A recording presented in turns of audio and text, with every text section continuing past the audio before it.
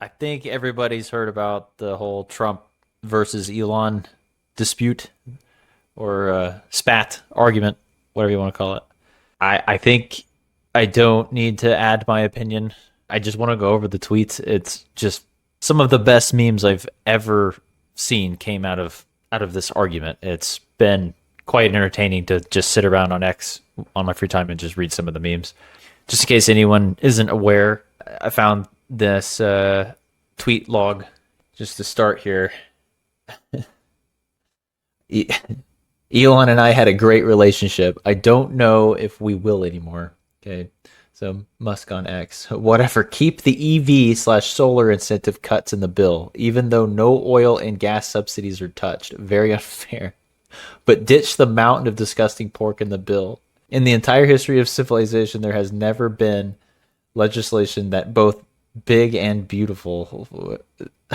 But it's pretty It's just aggressive, right? But it's like, but it just keeps bold. getting better and better. Like, is it time to create a new political party in America that actually represents the 80% in the middle?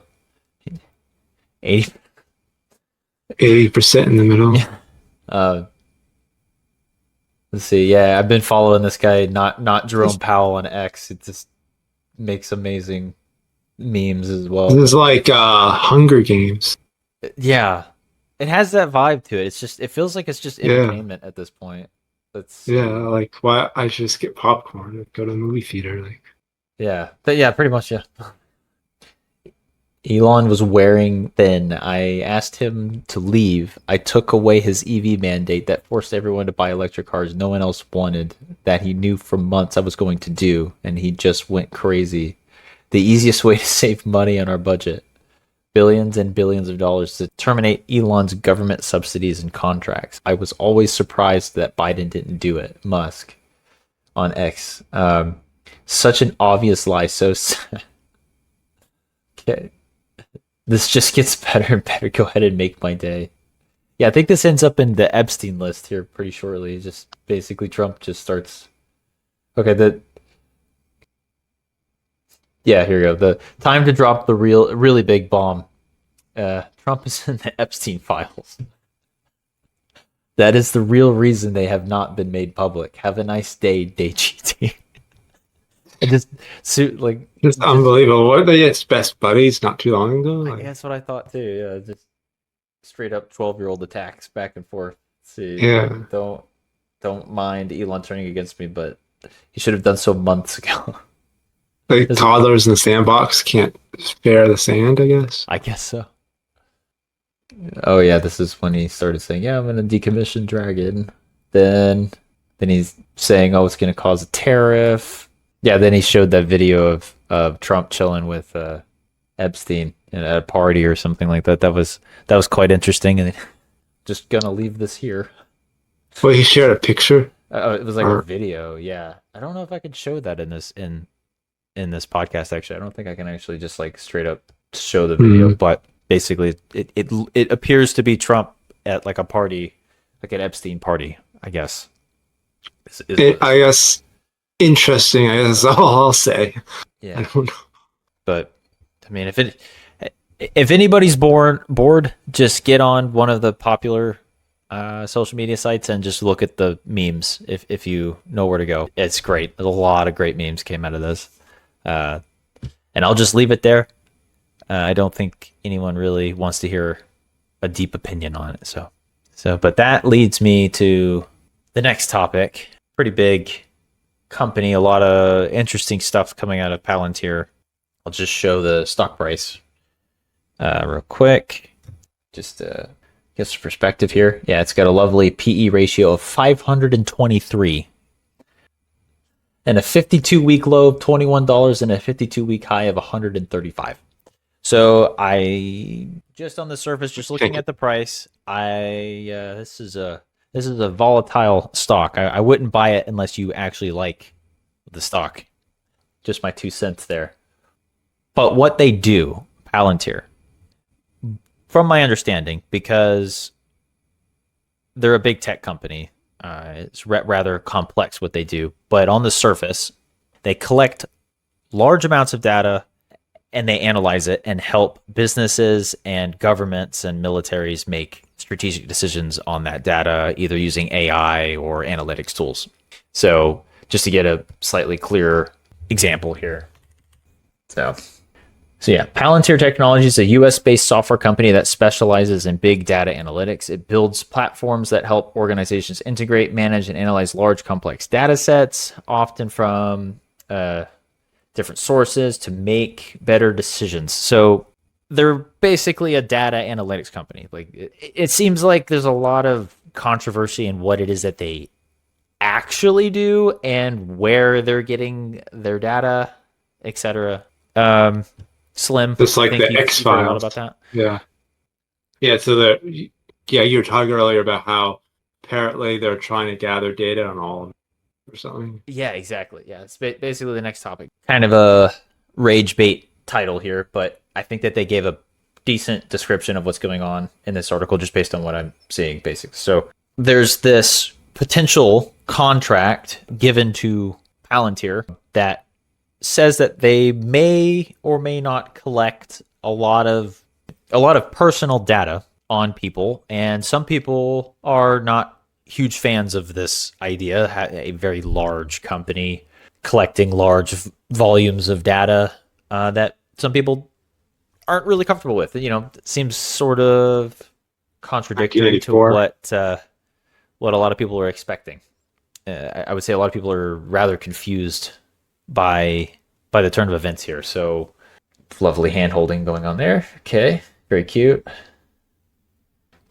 So the Palantir deal marks a significant development in government data collection, drawing sharp concern from privacy advocates and Trump's own core base, otherwise known as MAGA. Okay, blah, blah, blah. That's just talking about the whole controversy. But the White House contracted Palantir, a Colorado-based analytics company co-founded by Trump supporter Peter Thiel, to assist in compiling a database of personal information on American citizens, according to unnamed government officials and Palantir employees who spoke with the New York Times. The perpetrated deal follows project talks Palantir had with the Social Security Administration, SSA, and the Department of Education. The reaction from Trump supporters reflected blah, blah, blah, right? So just to give like the gist, the government potentially is allowing Palantir to collect data that may or may not be kind of scary.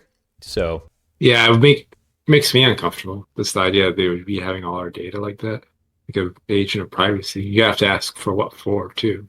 yeah, exactly. I can't imagine to what end, to what, like, hey, I'm trying to come up with a straw man and a steel man argument in my head right now that allows me to navigate the idea of a government contract with a private company or public company. I guess you can buy their stock, but having vast amounts of information, because I think I read somewhere that it might even be medical, not just like names and stuff. Like it's like actual PII, like personally identifiable information, just in a database. Like the idea just screams 1984 vibes to me. Right. Yeah. I don't like the idea. Don't really want to have anything to do with it. But I'd say as like the average person feels right now, it's not doesn't really feel like it's in our control. What happens or doesn't happen right now. Yeah, because I just wonder like why would they want the information in the first place? Because the only thing I can think of is to control people somehow. Yeah, and I definitely don't. Yeah, I don't want to get into the conspiracy side of things, but I agree. I can't come up with a scenario in my head where I'm like, that's a great idea. Let's full send this and spend billions doing it. I'm like, I would rather not. I mean, but at this point, I don't know. I actually don't really know. So let's do this. Can you summarize the Palantir deal? Maybe collecting lots of PII. Yeah. Okay. So let's see what ChatGPT has to say. So concern, yeah, so value and scope. Okay, I'm gonna go ahead and validate this in a second. 7-year contract to build a unified platform integration patient records from NHS trust and integrated care systems across England. Wait, England. Yeah, England. Hold up. Let's see. This is 2023. So has this been going on in other countries before us? Interesting. So they don't just want information in Americans, they want information like Yeah, everyone, the that human was race. yeah, that was 2023. Oh man, this might go deeper than I thought it did. Like I just did a bit of research earlier, but Yeah, the X Files goes deeper. yeah.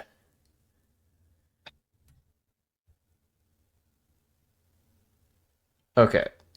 Okay, it's really difficult to find the topic right now that isn't super super biased. Like I can't avoid bias entirely, but and ironically about to end up on New York Times here, but okay, so the New York Times reports that President Trump has enlisted the firm founded by far-right billionaire Peter Thiel to carry out its March of executive order instructing government agencies to share data with each other. The order has increased fears that the government is putting together a database to wield surveillance powers over the American public. Okay, so interesting. Since then, the administration has been very quiet about these efforts, increasing suspicion. Meanwhile, Palantir has taken more than 113 million in government spending since Trump took office, from both existing contracts and new ones with the Department of Defense and Homeland Security. That number is expected to grow, especially given that the firm just won a new 795 million contract with the DoD last week. Wow, that's a lot of money. How do you feel about that much money going to Palantir from the government? How much was that again? $795 million contract with the DoD. It's a lot. Yeah. That's pretty intense. I Yeah. mean, it seems like it's more of a suspicion and a growing fear rather than this happened and we're all screwed. Like I don't get the vibe of Sure. this has happened and now we're all screwed. I get the vibe of it's still kind of cooking. I personally would still be very suspicious. Oh yeah, definitely. Yeah. Yeah. I mean, yeah, yeah. I think I'm gonna leave this here because that. I mean, that's about it. Is that the idea of having everybody's PII chilling in the database and feeding it through a bunch of AI tools to make decisions and a bit scary. Could leave that there. Leave it on the floor. Walk away. So, next thing, the Japanese yen. If you haven't heard, because it's been going on for a while now, the yield in Japan has been going up a little bit, and this impacts something known as a carry trade, where people will go to Japan, they will borrow yen because Japan for a very long time has had low to negative interest rates. So I can borrow money nearly free or almost free, in some cases literally free. And then I can take that money and I can invest it in another country or investment or asset that pays me more than I'm paying on said debt. This gives you a spread, that you would call a carry trade. Okay. As Japan starts raising their interest rates, that means the spread, the margin of profit that you could make by doing this, starts to shrink. And a lot of this carry trade, I believe it's around $4 trillion. As the US teeter-totters on potentially cutting rates, it puts people in a bit of a bind where they're like, okay, do I keep the debt that I have with Japan locked up in US debt and equity and assets that pay me and that yield may go down, or do I do something else with my money? And so they're calling this the unwinding of the carry trade, I believe, is what it may have been Jamie Dimon for JP Morgan. I don't know if you've seen that slim. I don't know, but No, I haven't seen that specifically. yeah, but they've coined this carry trade unwind, and it could potentially take a decent amount of time for this to happen. It's been happening, and some people are saying it's the end of the world, and some people are saying it's not really that big a deal, and the most of the issues already unwound, or some people are saying it's about to unwind completely, and everybody's screwed. Blah blah blah. Typical finance news. But effectively, what this means is that the yen, the value of yen it's effectively the yen is strengthening, and the U.S. dollar is potentially weakening, and you get just this shift. And let me actually find. I think I found a really good meme on Wall Street Bets here. Yeah, for a while, I think like at some point in time, I'm sure you or so, or like something on YouTube where I did hear that for a while now, Japan's bonds have slowly been sort of in trouble, and that the fear is that if they have an economic crash, that it could trickle over or even cause a recession. Yeah, basically. Exactly. Yeah, and this unwinding scares a lot of people, and it is kind of interesting because the idea, I don't have any direct evidence of this happening because it seems like short-term bonds, the yield is going down recently. I could probably pull up a chart, but the idea is that in order to make the bonds more enticing, or just whatever investment thing you're doing in order to generate, money in whatever country is being invested in said carry trade, raise the interest rate so it becomes more enticing to keep your money in that, and the spread stays effective, right? And so I'm not sure I agree with this, but a lot of people have said that it might be an interesting opportunity coming up, or maybe already started in some places, to get a higher yield on your money, or your risk-free rate goes up